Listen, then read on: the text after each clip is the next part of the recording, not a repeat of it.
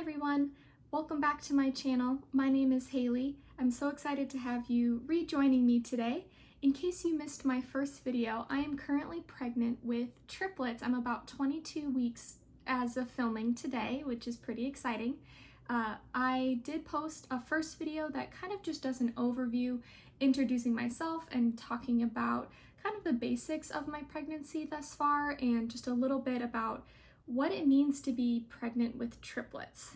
In today's video, I'm going to be really breaking down what the first trimester has looked like for me, going from, the moment I found out up until that 15 week mark. Before we jump in, I am going to make just a small disclaimer here that I can only speak from my experience. Not everybody's pregnancy is going to be like mine, whether that's with multiples or just with a single baby. Like I said, this is my first pregnancy, can only speak to that. Any advice that I give in this video is not medical advice. Please make sure that you ask your doctor or provider any questions that you have regarding your own pregnancy and your own health.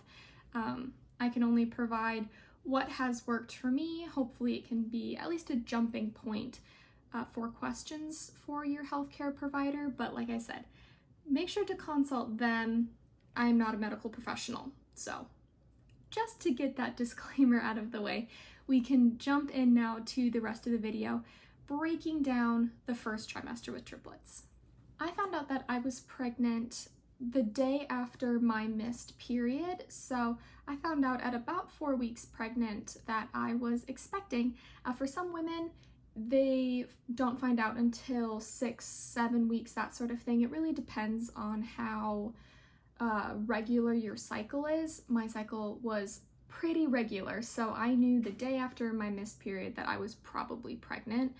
So I'm gonna go from symptoms going from as early as 4 weeks all the way until 15 weeks. That's about as long as the first trimester is. I like to use a graphic to kind of remind me what the breakdown is for the trimesters. This is what I'm breaking down, is just this part of time. The way that I was kind of tracking my symptoms was actually just in this book. A lot of people when they're pregnant, they like to keep a baby book as kind of a keepsake, memories, that sort of thing. I did grow up like with a scrapbook and that sort of thing, so that's why I'm very drawn to memory books and keepsakes like this. However, I could not find one that really worked for me. With having triplets, there's not a lot out there. I went kind of back and forth. Did I want one book and then try and make it work for 3 children? Did I want 3 different books? I just couldn't find, what I wanted. So I decided I would just make my own. So I just bought this binder from Target, bought some colored paper and, those clear sleeve inserts, and I just made my own. So I have all my symptoms that I've had throughout my pregnancy kind of jotted down in here. I also have, for anybody that's curious, I also have like ultrasound photos and that sort of thing in here because I have to go to so many ultrasounds. I get a lot of pictures, also having 3 babies, I get a lot of pictures and I just wanted one place where they could all stay. So that is what this book is for.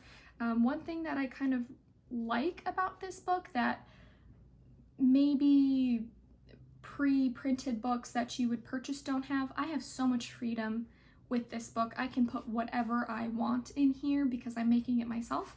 If you like a little bit more guidance, definitely buy a book. I just needed to make my own in order for it to work with triplets. But we are going to start at the very beginning. So let me slip this out here. Okay, so starting at the very beginning, like I mentioned, I found out that I was pregnant right at 4 weeks, right after my missed period.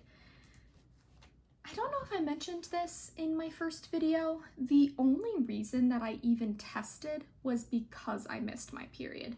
I was not having any symptoms.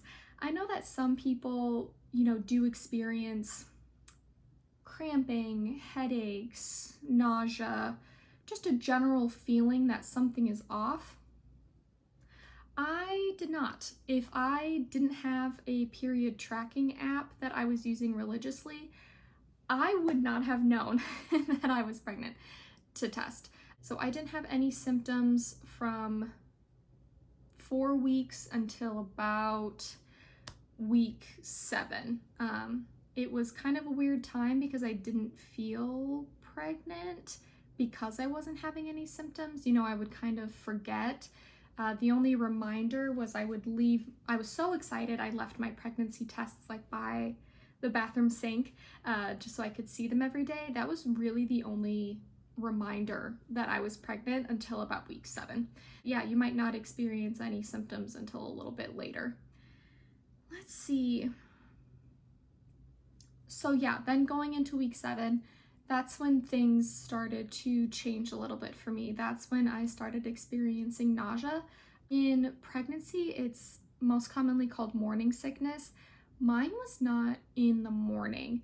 Mine was kind of all day, just this lingering feeling all day. And then it was actually worse at night. The way that I described it in the beginning was I just felt hungover all day, every day. I felt like, you know, I could still kind of eat. It wasn't debilitating or anything, but definitely uncomfortable and definitely not how I would choose to feel. So just that minor nausea all day. My appetite did go down, and that was partially due to the nausea. Just nothing sounded good to eat, really, which is such a bummer. My husband and I are big foodies. We love to cook. Well, my husband loves to cook. Dan is a really good cook. So he was trying his best to make food that sounded appetizing, but I was kind of, I don't know, food just didn't sound great to me at that time. That was probably my biggest symptom starting at week 7. I found that, you know, drinking water really helped, or just having salty snacks like crackers, chips, that sort of thing. That really helped. Cold things were like my best friend, like the ice cold water or Freezy Pops. Those really made me feel better, especially if I wasn't hungry. Around week 8 or 9 is when I also started to experience fatigue. Oh my gosh, I had never really experienced fatigue like that before. I would be working from home and it was like I could barely keep my eyes open.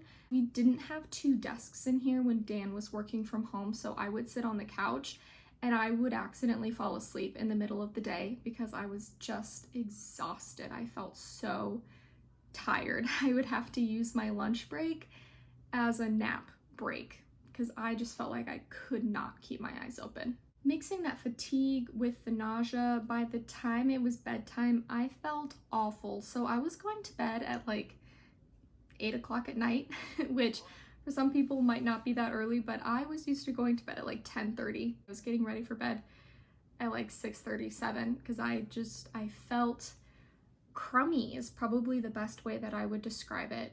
At this point, I had been looking for advice on how to deal with nausea, but I wasn't implementing it correctly, so I wasn't feeling a lot of relief.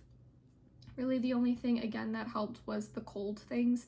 So I would have like 2 or 3 Freezy Pops throughout the day, just trying to combat some of that nausea. So that's one of my biggest pieces of advice when it comes to symptoms that you're having during pregnancy, is when somebody suggests something, like especially your doctor, when they say to take it X amount of times per day or at a certain time of day, that's not a suggestion. They're telling it to you because it works. That was something that like my brain in the beginning just wasn't comprehending for whatever reason. Like they suggested that B6 would help. I just assumed, oh, take 1 B6 pill and that'll just cover like the whole day and that'll just be fine, or just take it like randomly. What makes it work is to take it consistently and to take it more than 1 time per day. So learned that the hard way, that when somebody suggests a usage for something, listen. There's a reason they're telling you that. It's because that usage, dosage, timing works. Don't make the same mistakes I did.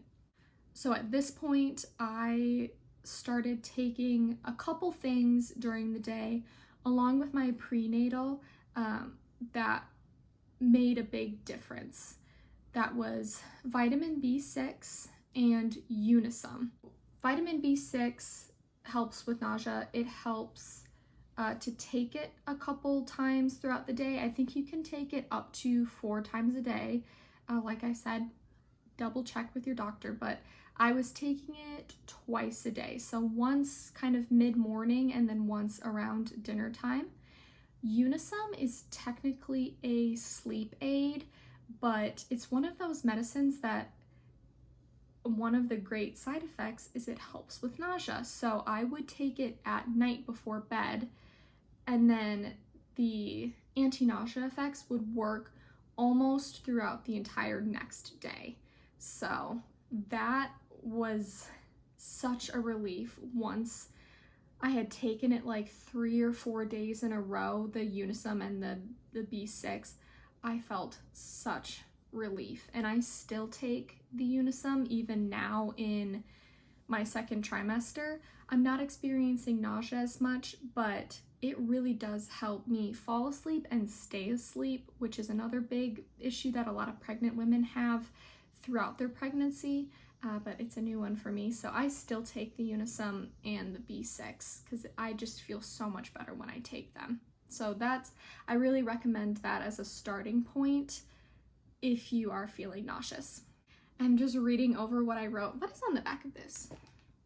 Oh, tell my family. I'm just reading over this, and I even wrote, I wish I took the recommendations for help with nausea more seriously because I could have used the relief sooner. I was just like a little stubborn in the beginning. I don't know why. Week 10, I wrote that my appetite was still off. Dan and I, we were the type of people where we would plan a week's menu in advance. It would be very different every day, you know, Indian food, Chinese food, burgers, sandwiches, you know, that sort of thing. Nothing sounded good. So in the beginning, we ate out more consistently than we had ever had, because sometimes Panda Express was the only thing that sounded good, and I was told by my doctor because of the triplets I needed to gain a lot of weight, and that's hard to do when you don't really have an appetite. So if something sounded good, we went and got it. So I'm very thankful to Dan for being so flexible in that 1st trimester because it was tough figuring out what to eat. Okay, so let me switch out this one here. I did not break up my symptom update sheets with any sort of system. The weeks are very random. So this one that I wrote actually goes to 16 weeks. That's technically over going into the 2nd trimester. So I will just skip the 2nd half of this symptom update and just talk about the weeks 10 through 14. So this would have been the next month, roughly. Week 11 is when I really started to take that regimen seriously for the nausea. Like I mentioned, I wasn't, you know, taking the B6 often enough, that sort of thing. So this is when I really started to like crack down, be like, I'm taking the B6 twice a day, along with my prenatal. I'm taking the Unisum every night, and I saw such a difference in my nausea. I would still have it at night, like after dinner. That's kind of, I'm guessing, when the Unisum was starting to wear off. So I would still have a little bit of nausea at night, but it wasn't anything I couldn't handle because I was usually going to bed within the next hour or so. So it didn't bug me too bad, but I really did feel such a huge difference. So still having food aversions, that was still tricky. So I started doing something that, I don't know if my doctor called it this or if I read it somewhere, but I call it toddler eating. Instead of having 3 big meals throughout the day, like breakfast, lunch, and dinner, I started eating a bunch of small meals throughout the day. So eating more like 5 or 6 times, but much smaller portions. So I would still have breakfast, a couple bowls of cereal, a couple waffles, something like that.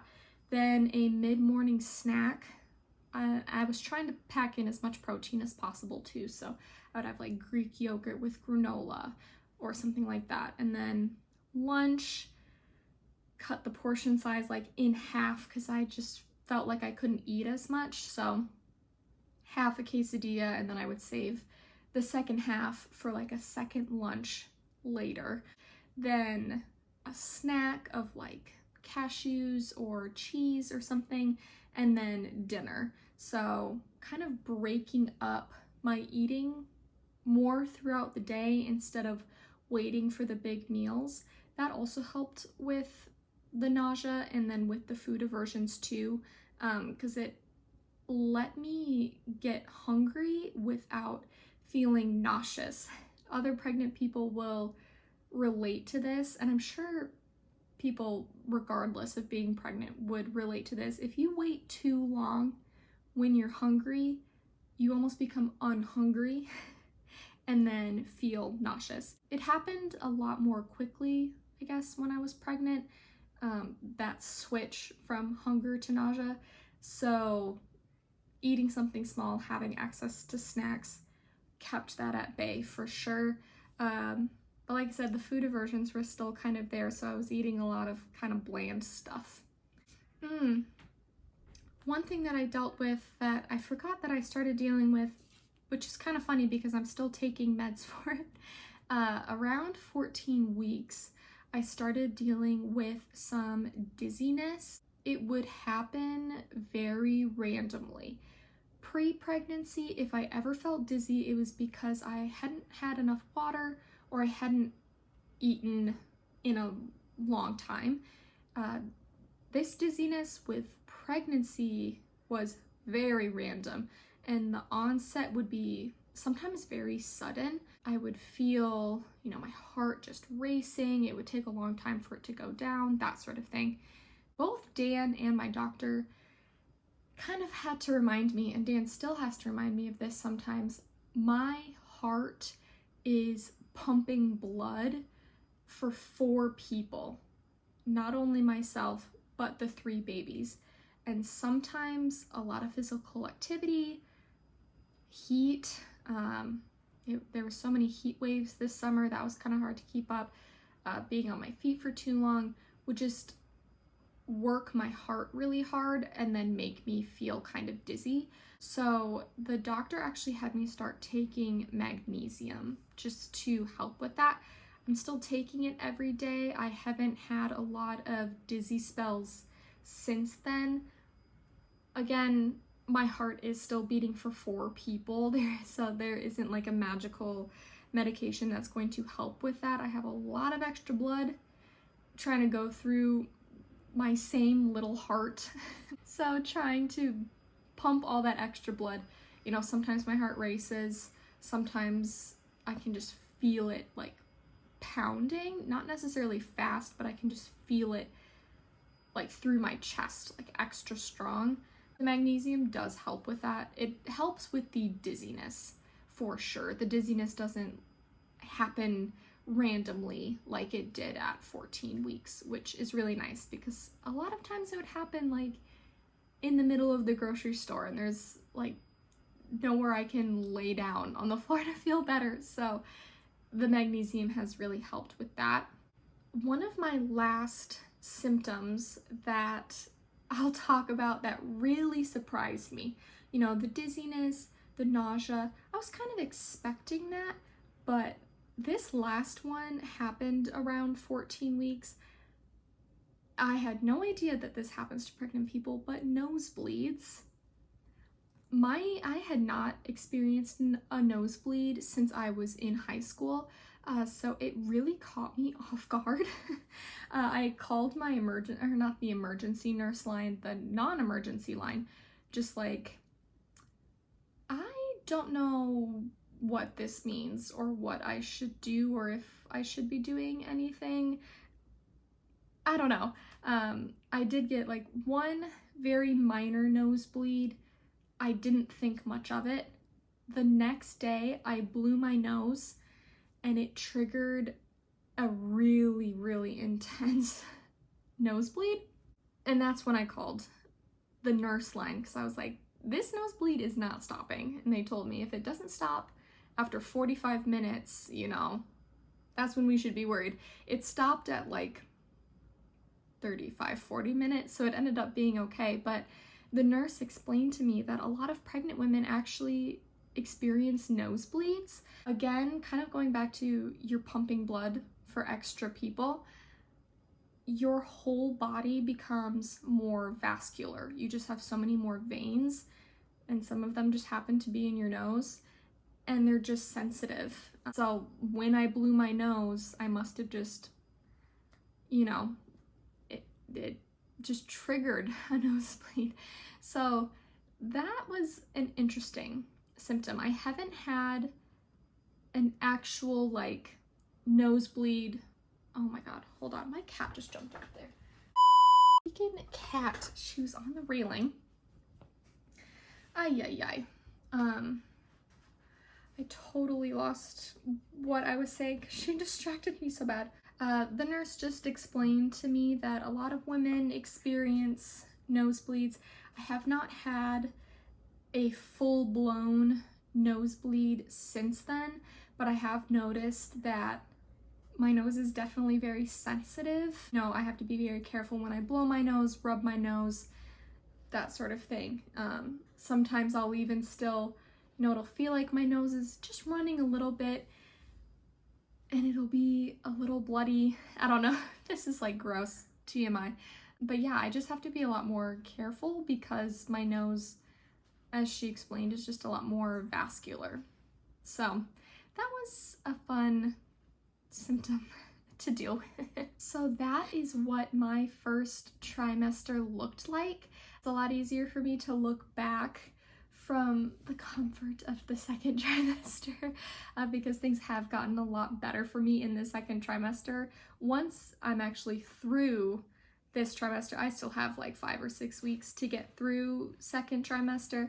I'll make another video kind of talking about what this chunk of pregnancy looked like for me, but I will say if you are in the thick of the first trimester and it's just really hard, for me, there was a light at the end of the tunnel. It did get better. So I know for some people it does not work out that way. Just know there's a chance that you will feel so much better in the second trimester. I definitely do. You know, reading back over my notes from that first trimester, I remember days just feeling so miserable and feeling so almost helpless. Like there was just nothing that would work to make me feel better in that moment. But there are options, whether it's some of the things I mentioned in this video, like B6 for nausea, or, you know, just having a really tight schedule for eating. That made a big difference for me, you know, knowing that I would eat at certain times. Once you have your system in place, it really does make a big difference. So, you know, talk to your doctor, talk to other moms, talk to other pregnant people who are further along in their journey. Something like that where you can surround yourself with other pregnant people, because to be able to ask questions to a community and get answers and that sort of thing, I totally recommend. I really relied on it heavily in that first trimester just to feel like I wasn't losing my mind or that things were okay. So I totally recommend that as well. If there are any questions that you have pertaining to the first trimester of pregnancy, or anything else that you're really curious about up to this point with my pregnancy with triplets, please let me know. More than happy to answer it in a future video. If there's any other type of content that you would like to see, if it pertains to triplets, pregnancy, anything like that, again, let me know. I'm very excited to continue to document this journey with you. Make sure you hit subscribe so that you can keep up with everything going on with my pregnancy. I'm so excited to continue this journey along with all of you. Thanks so much, and I will see you in the next one. Bye!